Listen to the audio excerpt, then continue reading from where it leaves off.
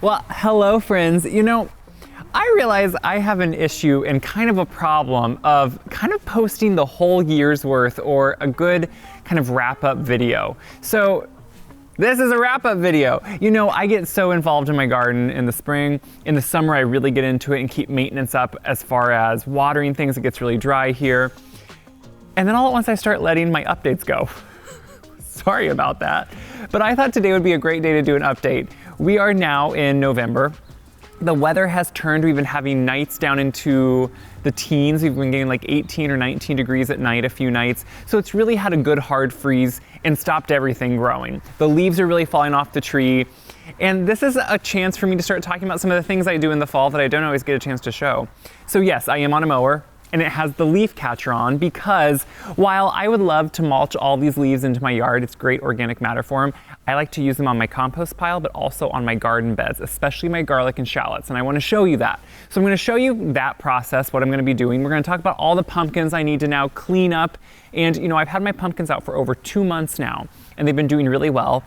But pumpkins do not like temperatures in the teens. So I've saved the pumpkins I want to save for eating, cooking, things like that. The rest I like to get ready for wildlife to eat. And then I thought we'll just do a quick kind of walk around, show where things are at as they're going to sleep, what I do and don't do in the fall, which is pretty much a lot of nothing to my garden beds. But right now we're gonna talk about all these beautiful leaves. I love leaves. You know, my yard is untreated, my trees are untreated, and so I pick up any of those clippings from the grass, but also leaves in the fall, and I love to use them for organic matter. So we're gonna talk about all those things. I'm gonna show you what I'm doing, show you the process with my mower because it makes light work, which is really nice. So let's get excited about fall. Let's not dread the winter that's coming. By the way, if you don't know, I live in Iowa, zone 5B, and that means we can have winters that get down to -20 sometimes. It can also hover and be a little bit more mild. Last year was mild. This year, I think I heard both. It could be really mild, or it could be cold, or it could be normal. So who knows what we're in? I would like a cold to normal winter. That is such a good time for things to kind of just get their dormant rest. If you hear beeping in the background, I see my neighbor's putting up a fence for his cattle, so you may hear that. Let's go. I just wanted to quick show you what I'm doing, the mower I'm using, and kind of what the process is. So you're gonna see that there's a line here of leaves versus on the grass where you see some leaf clippings, but not the raw leaves anymore. So I will say, now this could be because of a few reasons. I'm gonna say we, even though this is mostly my mom's fault. She uses this across the road at her house, and she has like 2 times now punched a huge hole in one of the bags. So the leaves do fall out as we're going along. But honestly, leaves are such great organic matter. So some of these clippings that stay on the grass, it's wonderful organic compost really that you're adding. So if I did nothing else, I would mulch the leaves into my grass, but I'm saving them for use in the garden. So what this is, it's a mower, and we have a bag system. I think certain mowers have different types of ones. This is the one that you could get with ours as an attachment. But obviously it lets the leaves mulch in the blades and then shoot up here. And what you get is this nice fine leaf mulch. It's beautiful. So you could let this become a leaf mold and just compost on its own. But what we do is we collect it and then use it in various ways. And I'm gonna show you my favorite way I like to use it. But I'll just show you here quick how easy it is. And so what I do want to make sure I tell you, I do not take the leaves off the flower beds. I leave those there. I don't want them. I want them to stay and protect the beds and just become organic matter there. I'm picking the ones up off the grass, and I have the mower set high enough. It's about 3 3/4, I think, inch right now. I'm not getting up too much grass. I don't need too many of those clippings. I want the leaves mostly, and that's what I'm working on. So I put this on because it's loud and I don't want to go deaf, and then gloves.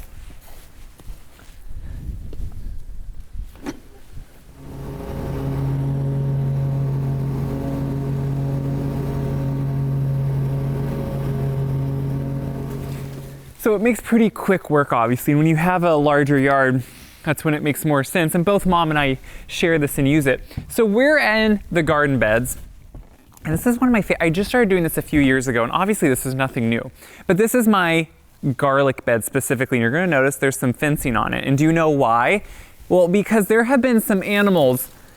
I'm honestly not sure if it's skunks or cats. I do feed stray cats when they show up. And so I have a few that have made homes here. And it could be them. I'm not really sure.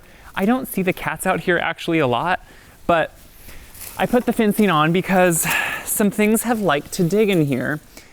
Could be because of the fertilizer I used too. But you can see the garlic is starting to poke up. That's a good thing.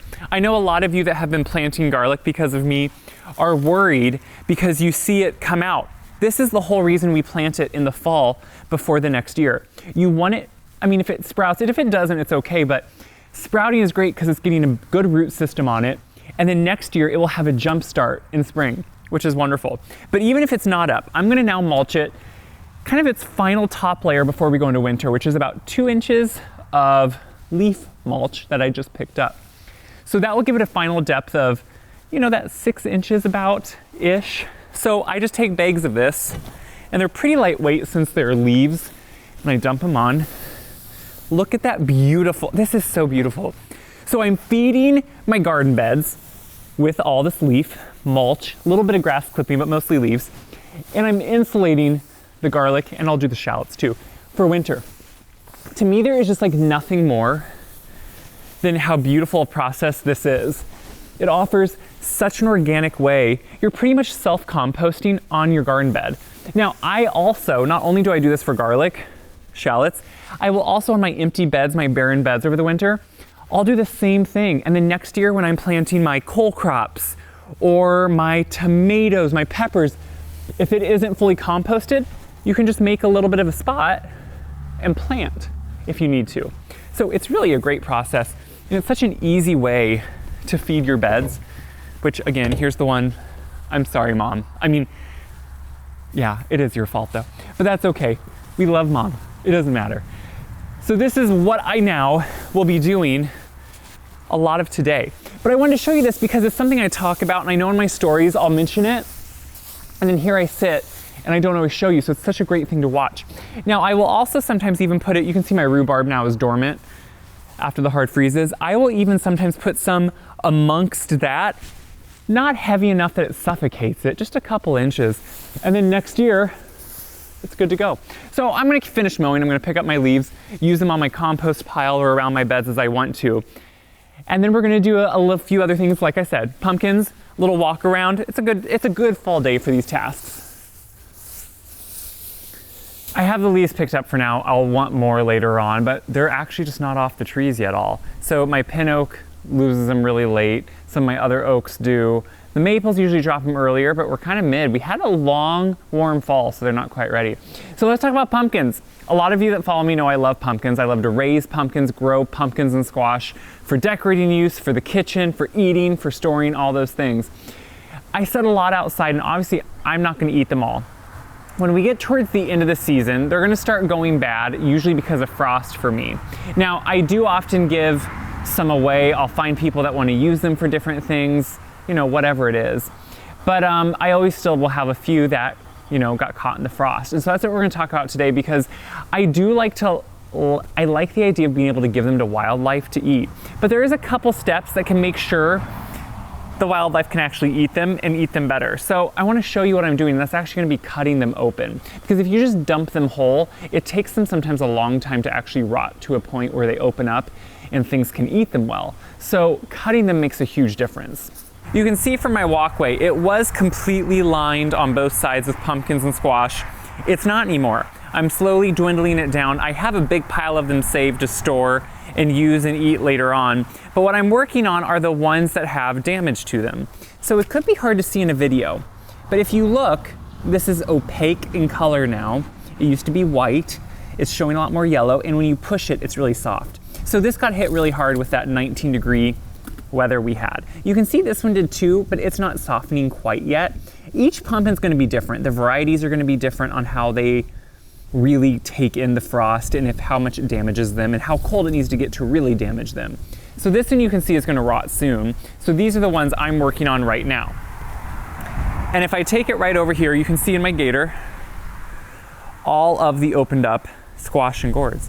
So what I'm doing is I just set it on the ground, and I usually have gloves on, but to show you, I use a big knife. It's just an outdoor knife that I really love. I have this in 2 sizes. And then I just chop this thing up. and I can't do it on camera with one hand, but you can see I chop it and I put it in pieces. And then this allows the wildlife to be able to eat it a lot more. So I dump it in a back field, and I'll actually just take you, we'll drive there and I'll show you where I dump all these. You ready, Kip? We're gonna go for a ride, okay? Kip's gonna go with us.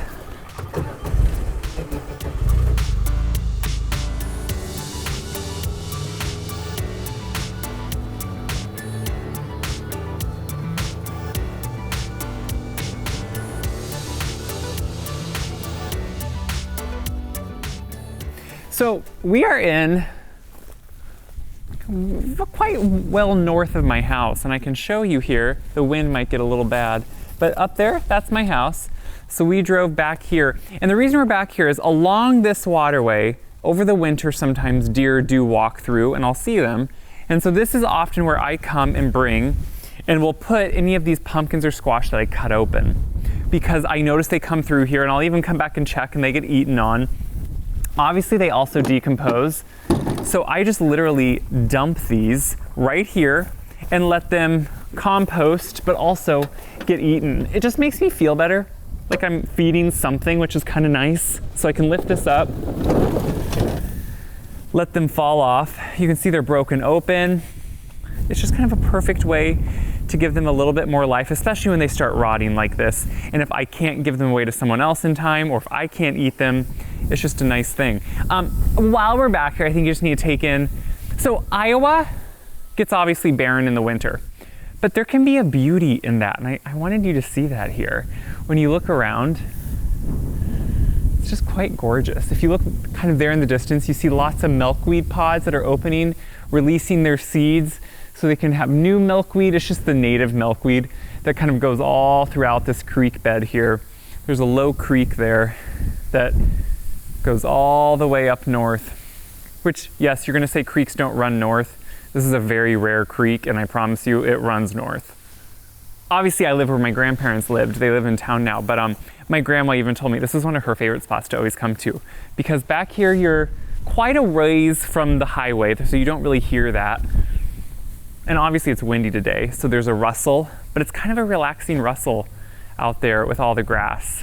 And just to see the barren soybean fields around, there's a beauty to it. And I think you need to experience Iowa in all of its glory sometimes. And this is what it can be like in late fall. Now, what I love is when we have a nice snowfall over all this, and so it's just this white expanse all around with a little bit of a rolling hill. I actually love to walk back here in the winter if it's a nice day.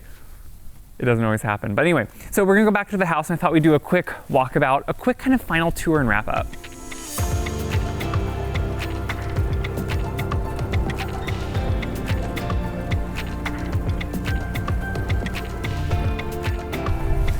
It is a little breezy today, but Mother Nature does not get the memo when I want to film something, so we live with it. So if it's a little breezy on here, I'm sorry, forgive me. You know, I think every time a new season comes, and I do this every year, I fall in love with that season all over again, and that's kind of where I'm at with autumn this year. We had a quick and slow go into autumn. We had a really cold spell early on, but then it got really hot and warm for quite a while. Then we had a normal fall, what seemed like, for a lot of October, and just kind of these nice cool days, colder nights, kind of transitioning in November. So I thought it'd be a great time to kind of talk about what I'm gonna do in the yard, but also give a wrap-up video. We're gonna walk through that new path area I had put in. You can see behind me are these gourd, they're actually dumpling squash, topiaries I made. They're really fun actually too. They're still looking, what I love is autumn, I don't know if you agree with me, it has a different sunlight, and it really catches these and shows their yellow and orange color. So we're just gonna start, we're gonna go through the front yard, right where the breeze is, and go into the path. So we're gonna start all the way up here at my front flower beds. I still have the pumpkins out on the 2 urns on either side. You can see, this is everything I leave. I don't remove any of this debris. So we have cat's pajamas, nepeta.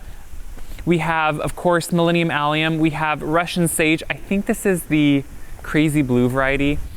All of this, the seed heads on the allium, everything I leave, you know, pollinators obviously are going to be going to hibernation, but we have insects. We have things that like to live in this over the winter, but also it adds winter interest to a bed. It's not just barren. And let me tell you something, in Iowa, when you can have a lot of barren, it's kind of nice to have this in beds. Now these are going to be, these are obviously losing their needles. They're a cypress, so they're going to, a bald cypress, they're going to actually go bald here soon. But everything here is going to stay and just kind of wisp in the wind and add what it does. Personally, I really like that. I planted lots of bulbs in some of these areas, little swaths of daffodils. So next spring, daffodils will be coming up in this. And then next spring when I come out, I will just crunch all this up or mow it kind of with a push mower and mulch it back down into the bed. Either way, it's just gonna kind of do its thing over the winter. So if you come over here towards the house, you can see a lot of my lamb's ear. So this is stockies. All the silver tufts are a Helen von Stein stockies, also called big ears. I've taken in a lot of my furniture, so my teak bench and my chairs, different things for the front porch. I do take them in and put them in a shed just because I feel like it's gonna keep them longer, even though teak can take it. So you can see I've been condensing pumpkins to closer and closer around. My ferns now are all packed away, my plants are packed away. The front porch is soon going to be switching over, and I will do a video on this, to Christmas, which means my antique sleigh is gonna come out. I have big wicker deer that will come out. All that's gonna come out soon. But this bed is on the south side, so it's very protected over the winter. These are all old winter green boxwood. They do very well here. I had a few to start with that are quite old, and then I've been adding in, so they're not quite all growing in yet. But all these are gonna just always do really well over the winter, which I love. All these leaves in the bed, I'm leaving, and you're gonna see even more as we get over here towards the path. You know, gardening is gonna be different for each person. My zone 5B is gonna be different than your zone 5B or whatever zone you do live in. So we all find those instances that work well for us. But I do think promoting leaving your beds as is, leaving leaves from the trees in your beds, debris from your perennials, and waiting till the following spring. I never remove those leaves, but I do mulch them back in usually. It's such a beneficial thing with that organic matter we're adding. So let's look at this path area that I put in May of this year. A lot of this is already going dormant, obviously.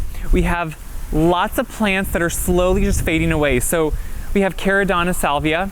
It's now, you can tell, it's been getting hit hard with the frost, which is expected. But what I like is all these seed heads will just be here as winter interest. And that's really what I like. You have Terra drop seed grass. It's gonna be just wispy here. Now remember, this is just the first year for this grass. Eventually, it's gonna grow large enough that all these clumps are gonna be growing into each other, so they make much more of a sea of grass here, which I'm really excited for in the winter, because it'll be this nice flowy grassy area, almost like in that waterway I was just showing you. They'll really be able to start flowing in the wind when they grow in more next year. We have Baptisia and different things, Monarda, things that are in here, but come on, Kip. Here he comes. Look, I'm sorry, this is how I keep Kip with me. Come on, bud. He's such a good one. So up here around the corner, you're gonna see all of that beautiful anise hyssop that is going to be obviously going dormant now, but it still has so much structure to it. And look at how, right now it's windy. Look at how it moves in the wind. That kind of stuff excites me. So we have lots more that's gonna grow in and get much bigger in this area, but I'm shocked and amazed at in just since the month of May, all the growth that has happened here. It's really grown in and feels like it's been here longer than just this year. And that's exactly what I wanted. As I notice the growing area here changing, just from when I grew up even, I do try to adapt and plant things slowly now. You know, when I first moved in here, I was a novice, even though I grew up across the road and grew up with lots of gardens and flower beds and Mom let me experiment. I didn't quite know how to adapt to all the different environment that was gonna be here. And we are drier now than we used to be. And so a lot of those things I try to now adapt with the perennials I plant. It's a lot more perennials than I used to plant. I wanted much more, you know, kind of that formal structure, which I still love. But I try to do that in different ways. So I have a very straight path here, as you can see, that straight, beautiful edged path. But then these perennials offer a little bit more drought tolerant. They offer things that take less work. So in the spring, I will just mulch these with a push mower back into the bed, and they'll just be self-composting and really feeding off that previous year's growth, which I love. So the one thing you could do is, I have a lot of black-eyed Susan here, just the Goldstrom Rudbeckia. All these seed heads. Now, if you don't want it to start naturalizing as much, you can take these seed heads and remove them, because all these little seeds, if you look in here, all those seeds, you can't see them that well, but right there, they can start new plants. I am planting them in an area where I want things to naturalize as they will. So I am fully expecting that, but it's just something to be aware of with certain perennials. But as we go down this path, what I like is a lot of this, since it's gonna stay here over the winter, these seed heads for me are gonna stay, the anise hyssop is gonna stay, Egostocki, and all of this is just gonna add interest over the winter. You know, whether there's different insects that can live in it over the winter and find protection, that's great. Whatever it is, it's just gonna add some interest for me because my office window looks out somewhat directly on here. So over the winter when I'm typing at my computer all winter, this is what I get to enjoy. So as we're walking down towards the garden, Kip, come on. We're gonna take a quick peek here at all of these limelight hydrangeas because I wanna talk about the fact that I'm doing nothing to them. I'm leaving the blooms on. Look how full of blooms they all were, by the way. We have 18 here and they're looking gorgeous. You could deadhead them if you want. I would not trim deeply on them. I would wait to do that until late winter. I wanted them to get to a good 4 to 5 foot. And then at this point, I will start keeping them at 4 to 5 foot every year. But I wanted that sturdy 4 to 5 foot growth on them without any trimming. And then now I will keep them at that 4 to 5 foot just to make sure they have a really sturdy, solid feet to begin with. Because now as they get really tall, 6, 8, 10 foot plus, I want them to be strong enough to hold up those blooms. So now in, the next year, I'll start trimming them back to this height every year, but they have been fun to watch grow. They're only 3 years old. So when we come over here, as I was saying, I like more formal, you can see here I do. Right here is some Bar Harbor hydrangea, Seaside Serenade, I'm leaving those. We have, of course, this bed has a few boxwood for structure, but then it has lots of perennials too. It has more of that meadow, beautiful salvia. It has, I think it's White Mountain salvia, and then also some caradonna. It also has some allium, and it has some different allium. It has some summer beauty, and then I think Pink Planet, which is another taller one, which I really like. And all this is gonna stay. This formal area with all my citrus obviously is going in. The benches have gone in. The one thing I do, so these are both containers of mint. I have a chocolate mint and then just a normal, garden mint. I turn them upside down. So in the past, this worked for like 4 years at a time, where then in the spring, I'll turn them right side up, chop it back, let it grow. And then usually after about 4 or 5 years, it just needs to be refreshed and I take a whole bunch out and replant it. But this is what I do. So this mint I think will do quite well. If we come over here, this is the back of the garden shed. And this is why I have so many of these Green Mountain boxwood in here. You can see the structure they give over the winter, and I'm trying to get them all to be about that height and size. So these are newer ones down here that haven't quite grown to that point, so I haven't been able to trim them quite to size yet. My peonies I did all cut back because they had powdery mildew and I didn't want that to sit on the beds, but otherwise, all the debris, all the leaves that will be going in here are gonna stay. Remember, that's good for happy insects, the insects we want. It's good for the ground because it adds compostable material, and it's easier work for you. So I pack these beds so full that when they grow back in the spring, once I maybe run a push mower over it, honestly, you hardly even have to do that with a lot of these perennials. They kind of just mulch back in on their own. This Above and Beyond rose it's in a bad place right now. We're having a fight because it has scale really bad. So here soon, when it gets just a stitch colder, all that is scale. When it gets a little colder, I'm gonna start spraying this with dormant oil, with horticultural oil. And that's what I've used on my lilacs in the past when they have the same issue. And usually it helps. I am not a perfect gardener.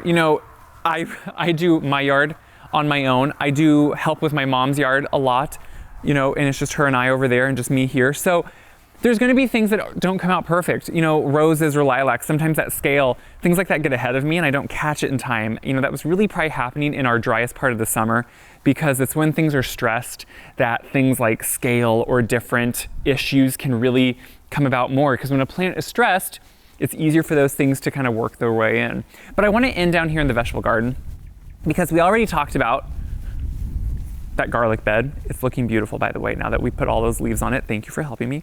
But I thought we could just kind of finish up down here and show how it's empty, but there's also excitement for the next year. You can see the shadows are getting longer now because it is getting later in the day here. But right here is where we are putting, I will put these fences back on probably just to make sure nothing is digging in there. Actually, did something? Oh no, nothing did yet. Unless it was you, Kip. Was it you? But I will put those fences back on. The asparagus I let go dormant. Once it's all yellowed and brown, I could at that point chop it off. Usually I wait till spring just because that's what I'm used to. But once it's dormant, you could do it in the fall too. It really doesn't matter. I'll show you that down here, I did cover the shallot bed also. So I have some herbs, like my parsley I can still use even though we got cold. My shallots are under here, and I will leave all this covered up now for those. But when we look down here at the bed, I always think you have to take a moment and just thank your garden for the year. I know it sounds stupid, but think of all the work it did. Think of all of the food it hopefully grew for you, all the work you put into it. So this is when I start thinking of the things I can do to give it something back, to give it some health back, some life back. So things like this leaf mulch I put down. This is gonna compost back into the ground. It's gonna add a lot of nutrients. You know, this is a great year to, time of year just to be able to put things down like this that you have to do nothing to. And then next spring, if this isn't fully composted, which it won't be, I put this on beds where I know I can plant in it easily. So I will not put this on a bed maybe where I'm gonna plant lots of seed for radish or lettuce or spinach, because this can be hard to plant in and a little too deep. But on my beds where I'm gonna plant tomatoes or peppers or cole crops like plants of broccoli, cauliflower, cabbage, you can easily spread this open right here and get down to the soil right there, and then just plant within this, and it acts as a mulch next spring too. And then it slowly composts back in. So I will do things like that this time of year just to give the beds new life next year, because you want to feed your beds if you want them to continually feed you. I think that's always an important thing to remember. Whether it's your flower beds, your vegetable beds, your landscaped beds around your house, any of those need to be continually fed. Just like we feed ourselves, hopefully healthy, good things. I'm gonna be honest, before I did this video, I finished up some of my favorite white chocolate peanut butter popcorn. It's so good. I made it for a reel a few weeks ago. I've been nursing it slowly because I don't want to eat it all, and I just finished it because it's so, anyway. But hopefully we're also eating good things from our gardens, right? And it's a time to think about what can you do for your garden so it can keep giving you health, because your plants are only going to be as healthy as your soil is. So to build that soil health, add compost. Add it in the fall if you can. Add it in the spring if you can. Add compost, add compost, add compost.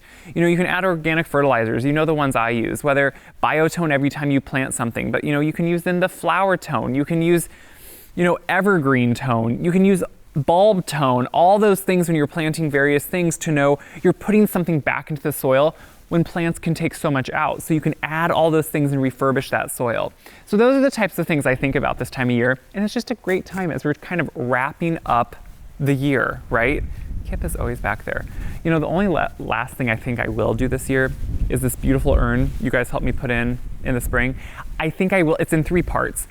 It's a terracotta urn. It's antique. I feel a little iffy about it being obviously in our weather. I was gonna try to make a cover for it. I didn't. So I'll probably just take that in to be safe, but I'm jumping all over the place just telling you about the garden wrap up. You gotta enjoy each season. Hope you do too. Check my website, wyseguy.com, for that popcorn I just talked about. It's on there. But also for tons of Thanksgiving recipes, Christmas recipes, the holidays. Part of living life to the fullest is enjoying each of those moments. My dad passed away when I was young. He passed away in 2004. I was a junior in high school. And I wouldn't have said at the time, but if anything, it teaches me to live each and every moment we can and enjoy it. So enjoy the seasons, enjoy the things that even sometimes we don't want to, like winter. Maybe we'll just enjoy life a little bit more, right?